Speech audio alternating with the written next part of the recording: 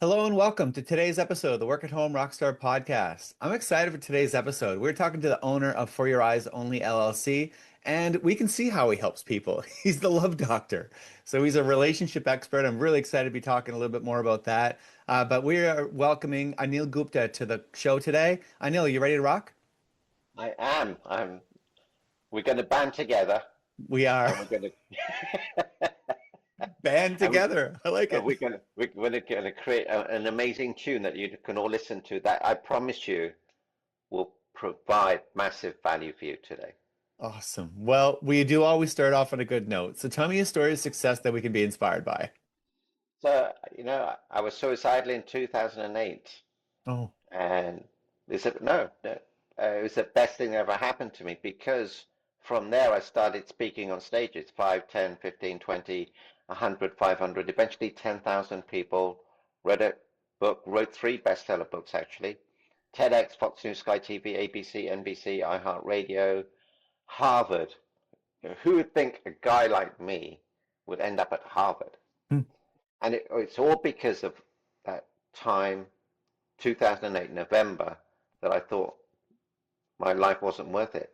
So whatever you're going through, know that this too shall pass. And it's not what happens in life, it's who you become. On that day, I changed my identity from money to love. And then when I changed it to love, I became a billionaire because I Wow. stopped using the currency of the United States of America and changed it to love, camaraderie, friendship, giving, generosity, playfulness, fun, gratitude, growth. The simple things in life became the big things in life. Wow. Wow, that's amazing. Yeah, this too shall pass, right? And I mean, you think about that when the bad things are happening, but also the good things pass too, unfortunately. But I guess you have to have a bit of a, I don't know, a level playing field here, because I mean, if you get too excited about the good things, then it kind of drops you into a bit of a depression when they do pass, right? Well, that's what happened to the astronauts. They'd go to the moon, they'd come back, they'd have this ticker tape, and then no one thought about them again. So they Mm, would go into these deep depressions. So the secret is really it's the happiness formula. I've developed a formula for happiness, which is G times G times G. The first G you have to give. Your time, your mm, energy, your love, your commitment, your joy, your gift. And that's what I started to do. I gave my stuff away. And then when you give, you feel good. And when you feel good, all the pain and suffering disappears. hmm. And when you give, you feel good. The person receiving the gift receives endorphins. They feel good. The person observing the gift feels good. The person sharing the giving feels good. The person receiving the sharing feels good. The person observing the giving of the sharing feels good. So it has a huge effect. We never know what other people are going through. So if you play the right tune, if you can say the right words, someone's life will change. Yeah. Yeah. And isn't it interesting that it seems as though the people who are the most quiet, the ones that don't really say anything, sometimes are going through some pretty crazy things, right? And I mean, it's just sad when you see somebody that you think was doing great, right? And then you find out that something happens to them, and it's very difficult to really know whether someone is going through something or not. So you might as well just give anyway, right? Yeah. And giving is just a smile, a thank you, Hmm. helping them with something, commenting something, edifying them, making them laugh. Hmm. And you never know the impact we have on people. So you see, people will always remember how you made them feel. One Yeah. of my favorite stories is a young man. He's at school, and then he packs up his bags, and he's going home, and some kids were messing with him. His books fell on the floor, and then someone came in, helped him put all his books back in his bag, and then 7, 8 years later, he was valedictorian. He was doing a speech. And he said, 8 years ago, you may not know, although I'm, the head boy, the valedictorian, Hmm. I was on the verge of suicide. But my friend saved me by just befriending me in that moment because I cleaned out my desk. I was going to end it that night, but I didn't. So whatever you're going through, there's someone there for you, and this too shall pass. by you performing an act of kindness, we have no idea the difference we're making to someone's life. Yeah, I agree. Wow. Well, okay, so now, I mean, there's a bit of bad notes in in these stories as well. It seems like the good notes and the bad notes kind of intermingle a little bit, don't they? But I do want to give you another opportunity to talk about these bad notes because I think a lot of people are held back by making a mistake. You know, they're worried that something's not going to work out well. And so I like to make sure that people know that, hey, you know what? You can still get success even though you're going to make some mistakes. So can you share with me some mistake that happened to you? Well, obviously, I'd lost all that money. There are many mistakes there, but I remember a friend of mine said, Anil, you've helped me, you've helped my wife in our relationship. Why don't you do an event? Mm. And I looked up and he said, well, and he said, what's wrong? I said, I'm scared. And he said, what are you scared about? I said, what if no one turns up? So I was so concerned what other people thought. Then he said this to me, and it changed my life. Anil, if no one turns up, no one will know. And I thought, ah, I love that. And Wow. that's how it started. So always, the one thing I learned from Richard Branson was always say yes and work it out afterwards. Wow. Yeah. I remember someone asked me to speak in Medellin, Colombia, in a bull ring. And he said, oh, there's going to be over 10,000 people there. I said, yeah, I'll do it. When I got there, I thought, what am I doing here? I can't do this. I'm not good enough. And then I got out of my head. I Sorry, my I dog's barking. disappeared. That's okay. I disappeared and my greatness appeared. So when you disappear, let your greatness come out. We're very musically based today. And this is what happens when a musician plays. They disappear, their greatness appears. And that's what we need to do in life. Let go of the ego, let go of the fear, and just step into courage. When you do that, it'll add more years to your life and more life to your years. Wow.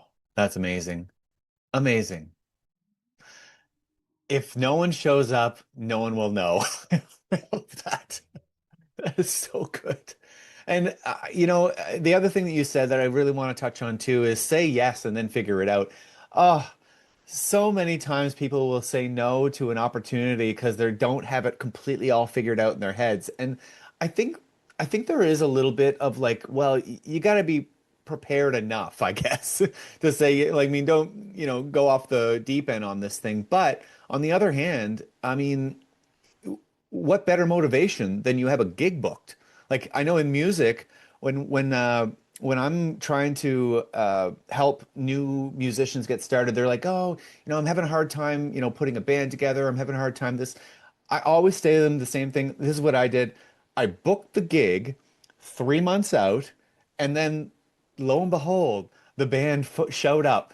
Because I mean, as a musician, if someone comes to you and says, "I have a gig booked, it pays." and it's on this date. Do you want to do it? I'm in. But if it's like, oh, I've got some things that we maybe might eventually start a band, well, it's going to be a little bit harder for you to find the people that are going to join you if you don't have anything solid. So it's the same thing here, right? If you say yes to an opportunity, you got a gig booked. Now it's time to put things together, and you will be able to find people to help you too, won't you? Yeah. And you know what happens? You start asking better quality questions. You ask yourself, how can I Mm, get this done? What else can I do? Who can I ask? Whereas if you don't say yes, there's no impetus. There's no compelling reason to do anything. You can yeah. just be comfortable about being comfortable. And as human beings, we only make progress when we're uncomfortable Mm, about anything. See, as human beings, we get comfortable about being comfortable. And what we need to do is become uncomfortable about being comfortable and get comfortable about being uncomfortable. And that's when our greatness appears. We make the biggest impact. yeah. Like, what is it? They say something about idle hands or something like that. Like, it's just if you've got nothing going on, you get bored. You get in your head. If you're way too busy, you get more done. I mean, they always say that is that whatever you have to get done, sort of shrinks or grows to the amount of time you have to get it done, right? Yeah. And, there's so much capacity within us that has not been tapped. Hmm. Hmm. Well, so let's talk a little bit about practicing, and this can mean a lot of different things. I mean, it can mean, a personal care routine. It can also mean getting good and being good at what you do in your business. How do you, approach practicing? Like, what do you do? So I go out and speak. I'm not a trained speaker, but you have to start. So I started with me in the mirror, one person, five people, and you just have to practice, practice, practice. And as you get more comfortable, you you get a download of so much energy, so much joy, so much content, so much clarity that it's just like driving a car. When you're first driving, you're very nervous, Yeah. but eventually you become unconsciously competent, meaning you'll drive for an hour and think, oh, I can't remember where I went because you're so good at it. That's the place you want to get to. And the only way to do that is to be, and to get into that state where you're doing things repetitively.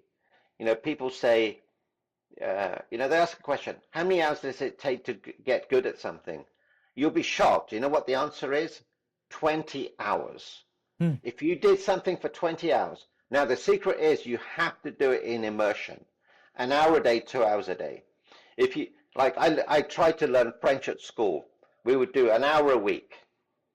I didn't learn very much until I went to France. That's where I learned everything. Yeah. So you have to immerse yourself. Think about it. If you want to be a better tennis player, 20 hours. If you want to be a better chess player, 20 hours. If you want a better musician, 20 hours. It's less than a day. Mhm. In just one day, your life can change. Wow, I didn't know that statistic, but I mean, 20 hours is doable. And it's one of those things that I imagine you, like you say, immersion, you have to get right into it because you are going to learn more by being around musicians, for example, than trying to figure it out on your own. Although nowadays, in every area, including music, we've got YouTube. Like there are ways that you can actually immerse yourself into something, by actually seeing somebody, and even better would be probably to get a person to teach you, right? The fastest way is through a mentor, a coach. So I've coached Wimbledon, US Open champions, French Open, Italian Open champions, and each of them has a coach. And the coach will give you that 1% difference. And that's the difference between number one and number three. Mm, And every day, the definition of success is make progress every day. If you're making progress, you're going to get very successful. You just have to get better and better. And the fastest way to do that is with a coach or a mentor, someone who's been there, done it before, can guide you and has the expertise and the results. wow. How do you know whether the coach that you've got, because I mean, there's a lot of people that are calling themselves coaches nowadays, right? But how do you know whether Everywhere. you got a good one or not? You ask them for credentials. Where have they spoken? Do you have any video testimonials? Never accept a written testimonial. Show me 50 video testimonials. Well, I don't have 50. Show me what stages you've spoken on. Let me hear you speak. Give me one tip right now that would change my life. And if they can't do it, uh, so Tim, let me give you a recent example. I Mhm. was coaching a client and I asked her, how long have you been using this therapist? She said, 3 years. And I said, you've been using this person for 3 years and you're in this predicament and you called me and in 20 days, we've done this. I've saved your marriage. We've saved your marriage. We've resolved some issues. We've handled this. We've handled that. And we've handled this. And she wrote me a note yesterday. Thank you for saving my life. Thank you for giving me back my marriage. Wow. That's what you want. You want someone who's got credibility. Don't look for initials after their name. I don't care what initials you have after your name. Can you do what I want you to do? Can you do it quickly? Can you prove that you can do it? Do people believe you can do it? Do you have expertise? Yeah, yeah. And so now if we flip that to the other side, let's just say that someone is looking to get into the coaching industry. So then how would they start to get these testimonials if they don't? have the credentials yet or the testimonials yet. I didn't have them, so I would coach for free. I Yeah. would say to people, hey, can I coach you, guide you, nurture you, mentor you? And if you like what I say, would you give me a testimonial? You you have to get started. If you want to climb a mountain, you've got to take the first step. And it's painful because you're giving away things, but you feel good. But also, you're getting ready to be the best version of you. You're tweaking, defining, cleaning up, learning, growing, becoming even more successful, and making an even better quality deliverable. Yeah. Well, that goes back to your first point about just getting out there and doing it and speaking. Like, I mean, you're 100% right. You don't really know. Like in music, I mean, I can sit in my basement and practice all I want, and I might even get it perfect in the basement, right? But then as soon as you get on a stage, everything's different. Like it's very, very different. And all of a sudden, you can't even do the things that you could do in your basement, right? It's I imagine, well, it is the same with any business too. Like you can practice all you want alone. And that's great. You know, you will get to a certain point, but really the real learning comes from getting out there and actually doing it with live scenarios. And I know that one of the things that I do notice, and maybe you've got a comment on this, is yeah, you know, when I'm hosting open mics and open jams and stuff like that, sometimes you'll have people that are a little bit scared. They're like, okay, well, I don't know if I want to go on stage. It's their first time, right? They get up on stage, and then you know, the song goes okay, right? We'll say that it's good, but it could improve, right? There are certain people that come off the stage and they are addicted. They want to get right back up on stage. And then there's other people that are like, I'm never doing that again. What do you think would be the difference between those two people? See, everything that we do for one reason only. And that's for the feeling it gives us. We have a nice meal, a great relationship, a nice car, a nice house, money in the bank for the feeling it gives us. So if you go on stage and you feel great, you can lap up the energy, you feel, important, you feel heard, you feel listened to, you feel you're making a difference. That's going to energize you. But if you're feeling, oh, they're judging me, I'm not a good speaker, I don't feel comfortable, that's okay. Maybe that's not your gig, so to speak. But it's around the feeling. I remember when I started speaking, I was very uncomfortable. It was actually at university. I thought, why am I doing this? It was part of the course. But then as I started to go on stage, I felt good because I disappeared. I started helping people. When you help someone, that's when you feel good. And if you're a musician, there's someone out there that is resonating with you and you're changing their lives. Mm. So the more you speak, the more you play your notes, the more you're out there, the more difference you're going to make. Yeah. Yeah. And I think like one thing that I don't think enough about, I think, is that everybody's at a different stage in their journey, right? Some people are just getting started. Some people might be like well on their way. And for somebody who is getting on stage for that first time and doing their thing, well, there's somebody in the audience that hasn't done that yet. And they're actually starting to feel a little bit inspired by you going out there and getting on that stage and trying something out for the first time. And so you never know who you're inspiring by getting up there, even if you're very, very new in your journey, because there's somebody who's not quite as far as you are, right? Yeah, always. And there are only two types of people on the planet. Ones that make you happy when you enter a room, ones that make you happy when you leave a room. Ones that ones that make you happy when they get on stage, ones that make you happy when they get off the stage. Yeah, yeah, And it's okay. It's yeah. okay. We, we sometimes I look at people and say, if he can do it, I can do it. If she can do it, I can do it. Hmm. So we never know who we're inspiring. We never know the difference we're making. Yep. Yeah, yeah, because that's exactly it. Sometimes people might be looking at you and going like, wow, if that person can do it, I can do it. They're inspired. And then the other side of it is, wow, that person's really good. I just learned so much from them. Two different people on the stage, two different journeys, and you're still inspiring people, right?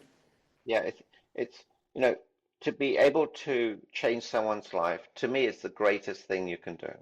Right on. Let's talk about the tools that we use for success. What are some of the things that you do to achieve the success in your career? Okay. So one of the tools I have is this one sentence. Be so amazing that you cannot be ignored. And if you're ignored, it doesn't matter because you're showing up the best version of you. Mm. See, a lot of us are playing small. We're comfortable about being comfortable, but there's so much greatness inside of us. We need to disappear, let our greatness appear. Be so amazing. So today I was playing pickleball Hmm. and I spilled some coffee on the floor. I could have left it there, but I thought, Anil, you have to be so amazing. So I used my foot to try and clean it, but it was still slippery. Anil, could you be more amazing? I said, I suppose I could. So I got some tissues and I cleaned it right up. So that creates a pathway for me to be the best version of me by being able to focus on other people. Yeah. And it's the little wins too, right? People, if you leave those little things like a spot on the floor or maybe your desk uncleaned, that sort of spirals into other things. Whereas on the other hand, if you could make a check mark next to that and say, yeah, I did that well, it just inspires you to do more, doesn't it? Yeah, absolutely. So again, on the pickleball court, there's a friend of mine who has a problem with his hamstring, and I said, you should get a thigh support. You should get a thigh support. He hasn't done it. I have one here. I brought in one. I'm going to give it to him tomorrow. Huh. He, I care for him. I didn't have to do it. Why should I do it? It's his life. But no, that's being so amazing you cannot be ignored. Wow, that's amazing too.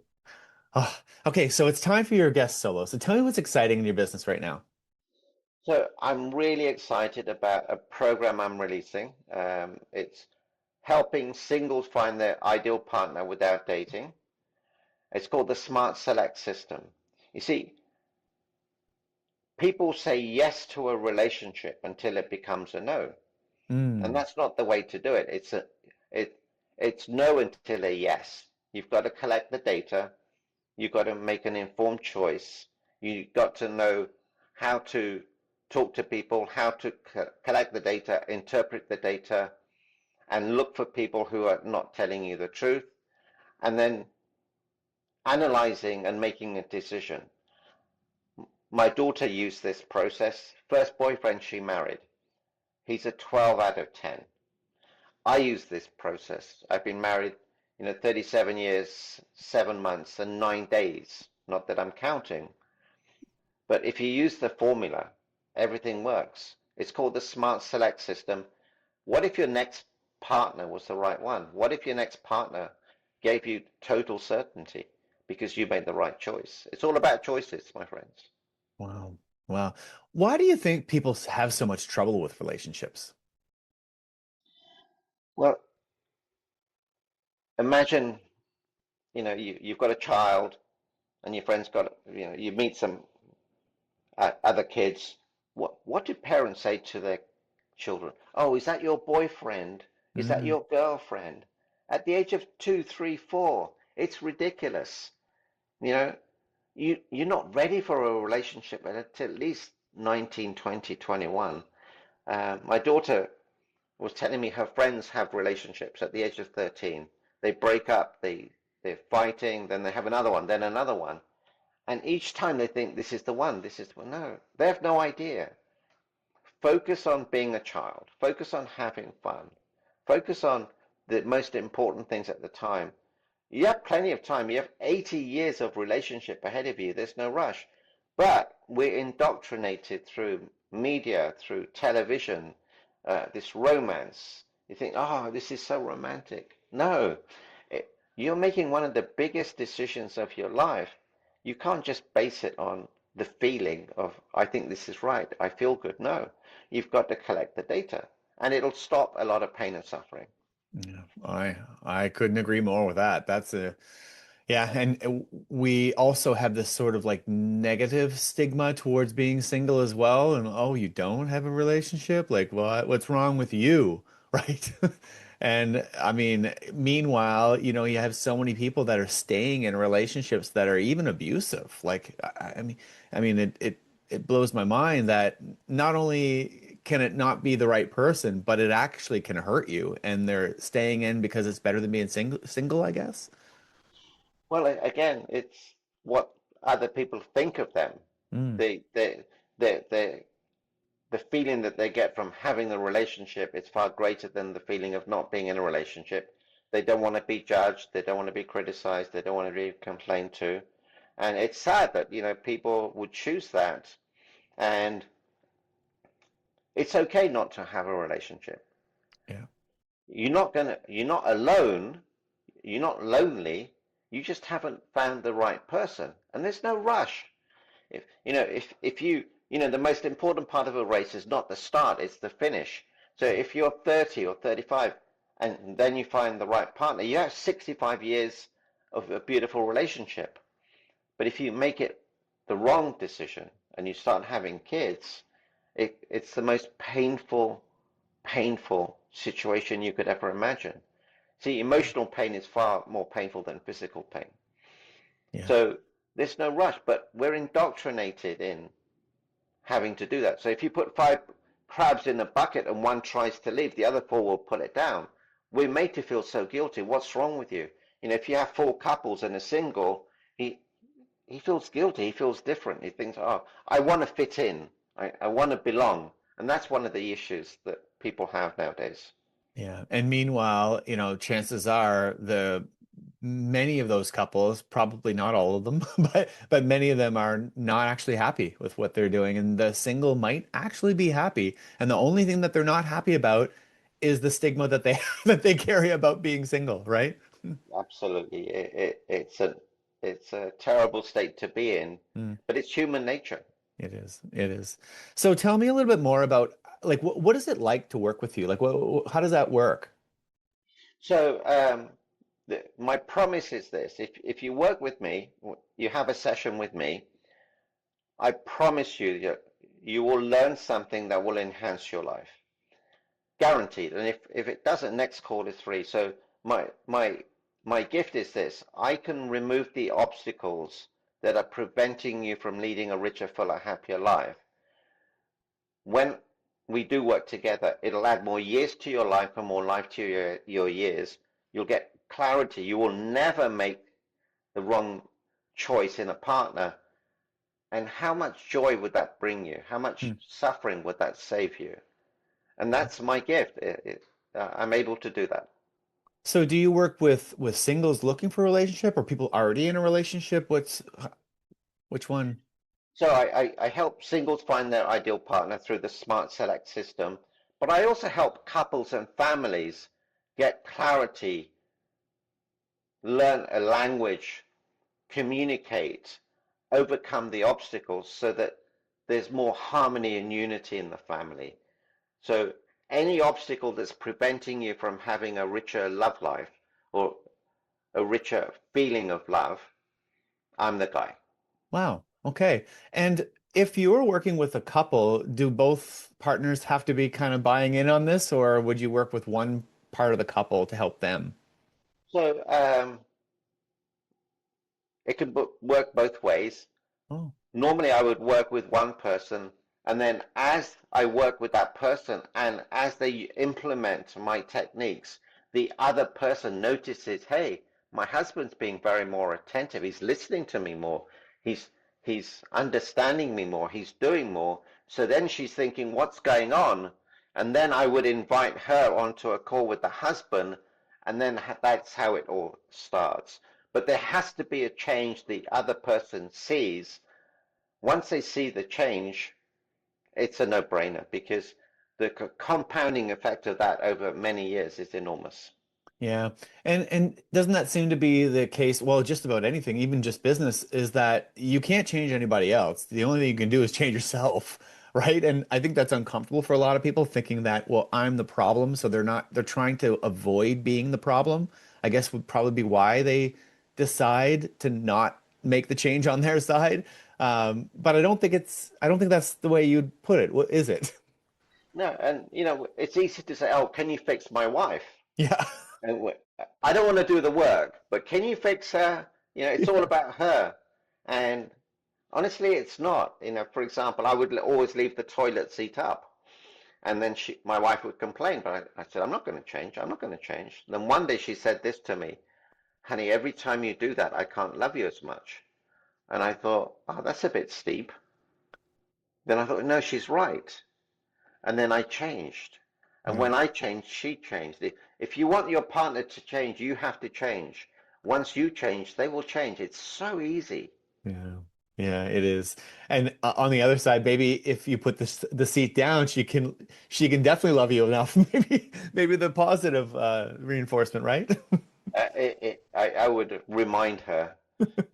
Yeah, the other thing, I recently fractured my wrist, and I couldn't put the toothpaste on my toothbrush, and she would do it for me. Hmm. You know, it's a simple thing. It's the small things that are the big things. Yep. Yeah, it is. And I mean, we see that on the opposite side too, right? Because I mean, isn't it kind of the small things that really make people blow up into something? Like it's not the big things. I think people can kind of like grasp that this is a crisis and they have to deal with it and they're a little bit more patient, I guess. But the little things are the ones that really just kind of grind on you, right? Yeah, they're really the breaking point. It just builds and builds and builds. And human beings, we're really good at stacking. So we can stack all the negative stuff, but Mm, we're not good at stacking the positive stuff. So we focus on the negative. And if, for example, if you have a good wolf on your right shoulder and a bad wolf on your left shoulder, which one will win? the one you feed. The one you feed. So Hmm. start feeding the good wolf, start feeding the good habits, start feeding the giving, the gratitude, the growing, and your life will change. Yeah, I agree with that for sure. Awesome. So now, how do people get to work with you? Is it like a group program? Is it one-on-one coaching? Like how does this work?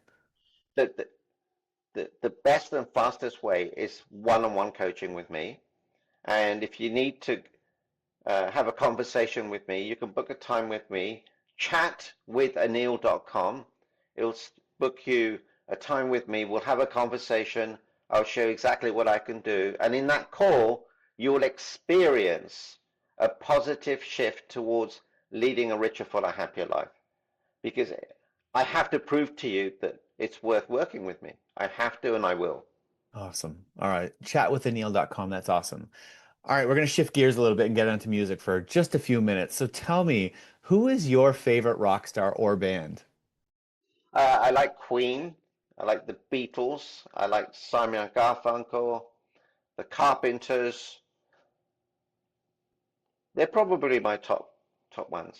Wow. Have you seen any of them live in concert before? I've seen the Beatles here in Orlando. Oh my goodness me. Oh, Had a wonderful experience. And I tell you what happened. I was in the nosebleeds, and then I went down to get some food, and I saw some people leaving the $2,500 ticket area. And I said, "Hey, are you leaving?" And they said, "Yes." I said, "What are you doing with your ticket?" They said, "Here you go." So they gave us their tickets. They left early, maybe half an hour early. So we got to be front row, and it was magical. It was magical experience. This was maybe about 5, 10 years ago. It was, yeah, I can't believe how old that man is, and he's still rocking and rolling. oh, right on. So you saw Paul McCartney then? No, no, no. Hold on, hold on. It wasn't the Beatles. Ah, Was it oh the my Rolling goodness. Stones? Rolling Stones. It was Yes. the Rolling Okay. Stones. Yeah, yeah, yeah, Yes, they are still touring. Yeah, I was like, yeah. oh, couldn't have been I 10 was years ago. amazed. I was amazed. Yeah. Yeah. Yeah, I've seen the Rolling Stones as well, and what a show they put on. That was incredible. And like you say, I think it was probably about 10 years ago. No, maybe 15 now that I think about it. But I mean, still, I mean, they're still rocking. It's so cool. Yeah, great value. So much energy. It's not like they were jumping up and down and being, so extroverts. Unbelievable experience. Oh, right on. Wow, that's amazing. Well, thank you so much for rocking out with me today, Anil. This has been a lot of fun. No, thank you, thank you. I enjoyed it very much. Awesome. And to the guests, make sure you go to workathomerockstar.com for more information, and we'll see you next time on the Work at Home Rockstar podcast.